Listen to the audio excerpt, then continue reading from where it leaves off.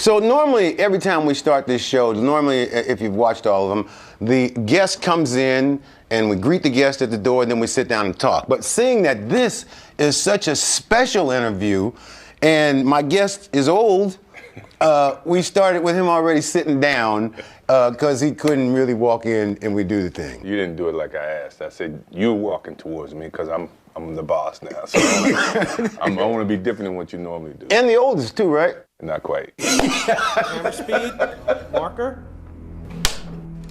Today, the one and only Michael Jordan joins me for a walk down memory lane.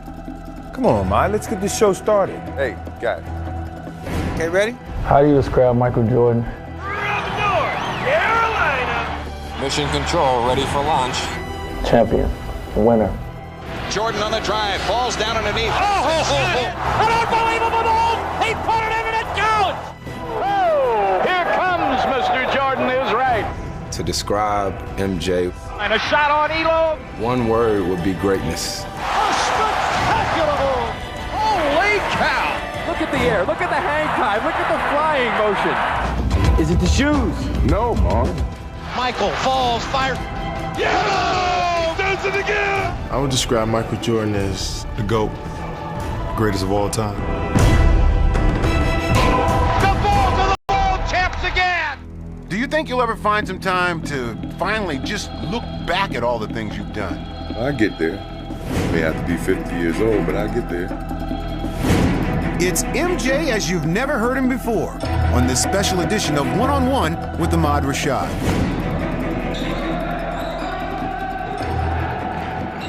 They used to say when you came out of college that the only person that could hold you to 20 points was Dean Smith.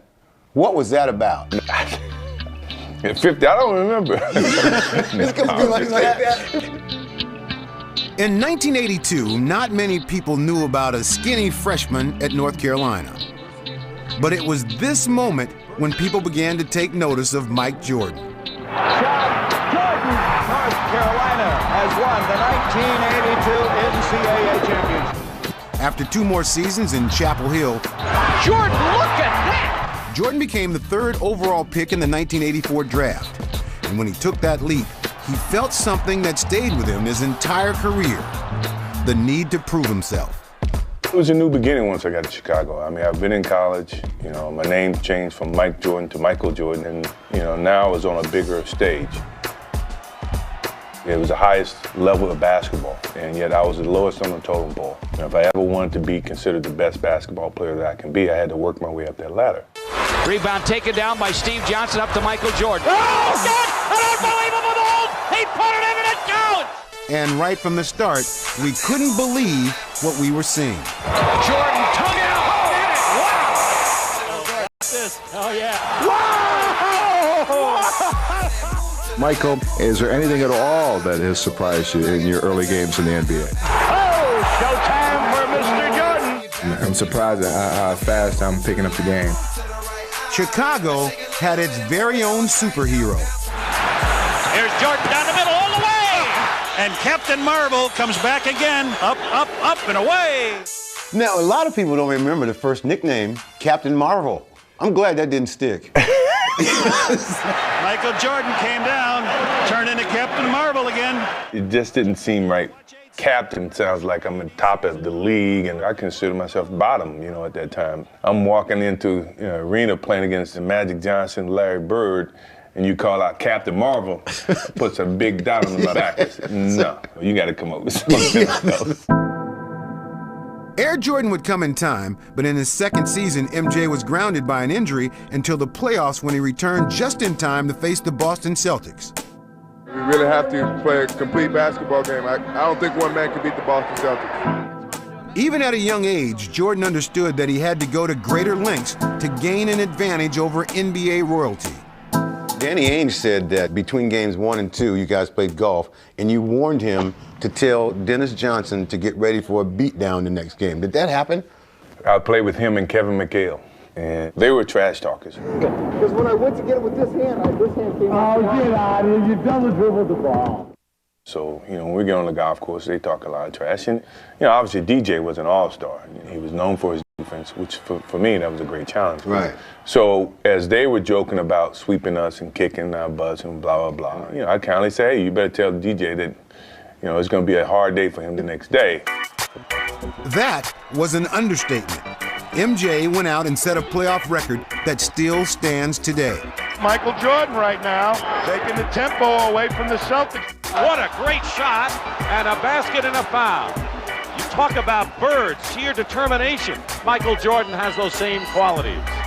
Jordan hits. 58 for Michael Jordan. Michael on the drive across the lane, turnaround shot, got it! 63 for Jordan! A new NBA record has been set in the Boston Garden. I didn't win the game. I'd much rather score less and win the game than lose the game and score 63 points. Larry Bird talked about that game like it was the new coming of Jesus or something.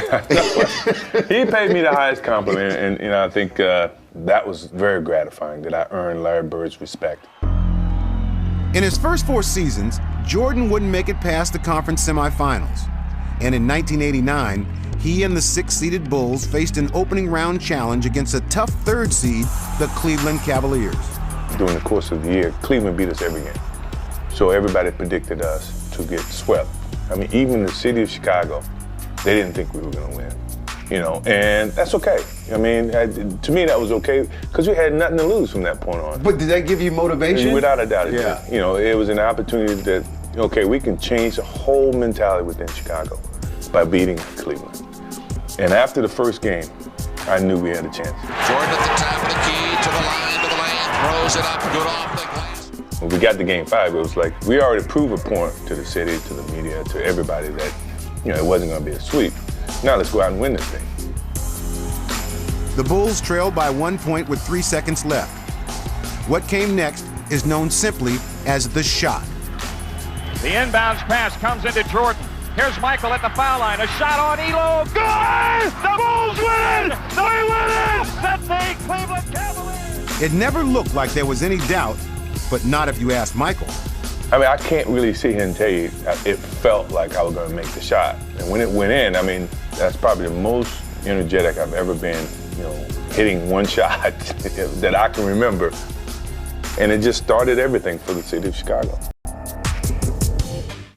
The Jordan rules. Is that something you guys made up? On the switch, Jordan. No easy layups when you get to this point of the playoffs. And Rodman gave Jordan a shot. Jordan rule?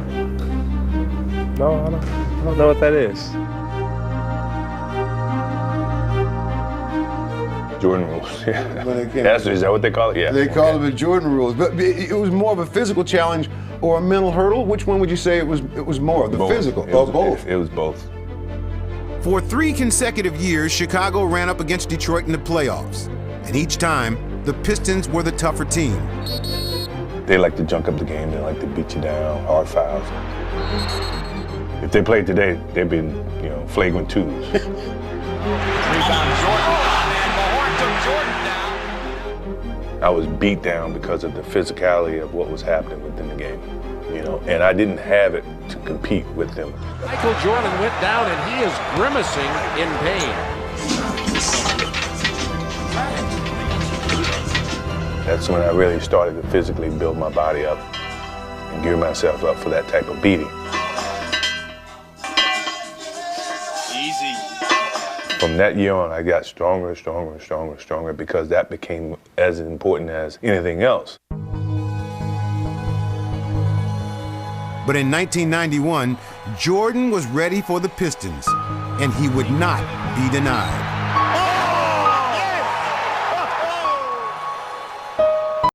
It was a sweep, but the games themselves aren't as memorable as the way the series ended. The Chicago Bulls are headed to the NBA Finals. As time runs down, Pistons wasting no time in getting out of here. They left the bench, although there's 7 and 9/10 seconds remaining. The Pistons just left.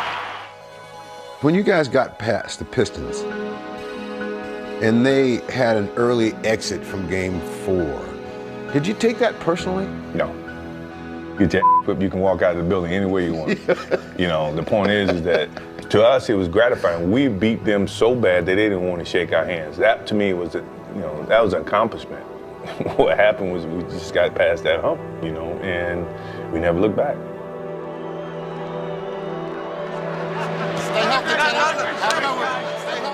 For the Chicago Bulls, this is their first ever appearance in the finals. For the Los Angeles Lakers, it is their 9th trip to the championship round in the last 12 years.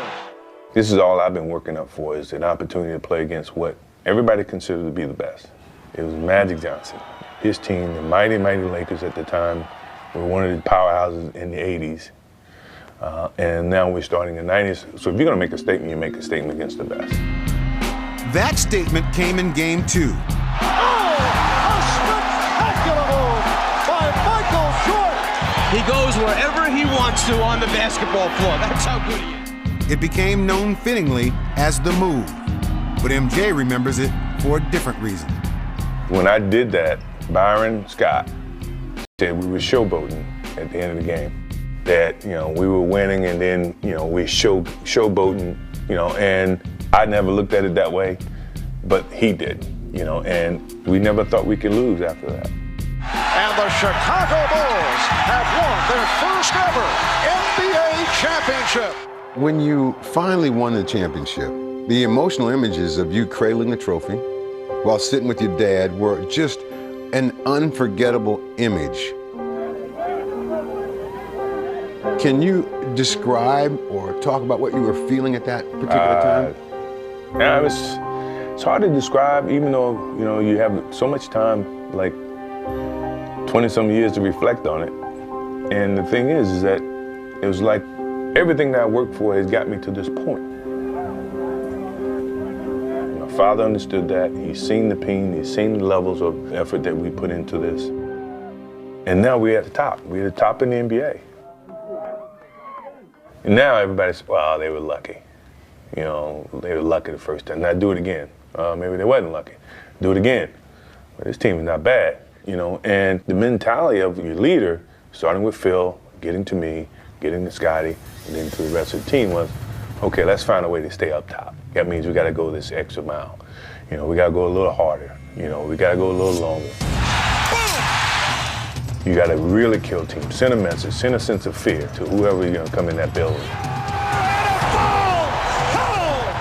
We don't mess around. When you come in, you're 10 points down. Jordan! Oh, yeah. Where did he go? All those things, we were trying to send that message. This place is going crazy, Red. You got it. Jordan for three. He is hot. Woo! That was the dominance of what the Bulls represent in 91, 92, and 93. The Chicago Bulls have won the NBA championship for the second straight season. Initially, it was saying, okay, we're on top. We can laugh, we can joke, but we're going to work hard. We're going to still do everything we want. And we're going to still win. Michael will take it. He's fouled. He scored. He threw it up. Off balance and went in. Oh, my. Until you knock us off, we're still the best. The Chicago Bulls have won 3 straight NBA championships.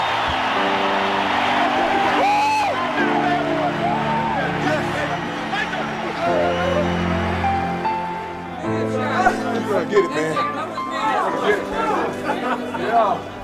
That's what bringing me into this world.